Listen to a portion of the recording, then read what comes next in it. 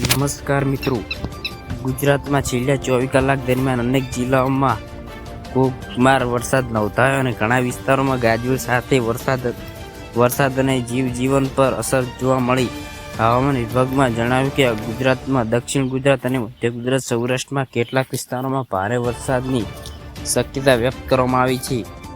જેમાં જિલ્લાઓમાં વાત કરીએ છીએ: ગાંધીનગર, અમદાવાદ, મહેસાણા, પાટણ, બનાસકાંઠા, સાબરકાંઠા, અરવલ્લી, વડોદરા, આણંદ, ખેડા, પંચમહાલ, દાહોદ, ભરૂચ, સુરત, નવસારી, વલસાડ, ડાંગ, ભાવનગર, અમરેલી, રાજકોટ, જૂનાગઢ, ગીર સોમનાથ, જામનગર, દીવ, ભૂમિ, દ્વારકા, મોરબી, કચ્છ અને કેટલાક વિસ્તારોમાં ભારે વરસાદ.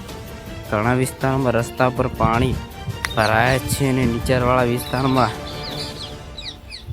પરિસ્થિતિ સર્જાઈ છે અને ખેડૂતો માટે વરસાદ લાભદાયક સાબિત થઈ શકે છે. વરસાદના કારણે વાહન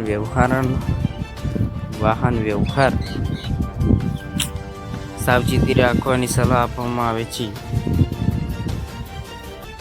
જેમાં આગામી 24 થી 48 કલાક દરમિયાન પણ ગુજરાતમાં અનેક જિલ્લાઓમાં ગાજવીજ સાથે ભારે વરસાદની આગાહી અને નદી નાળાના નજીક જ વીજળીના કડાકા ભડાકા દરમિયાન ખુલ્લા મેદાનમાં ન રહેવું.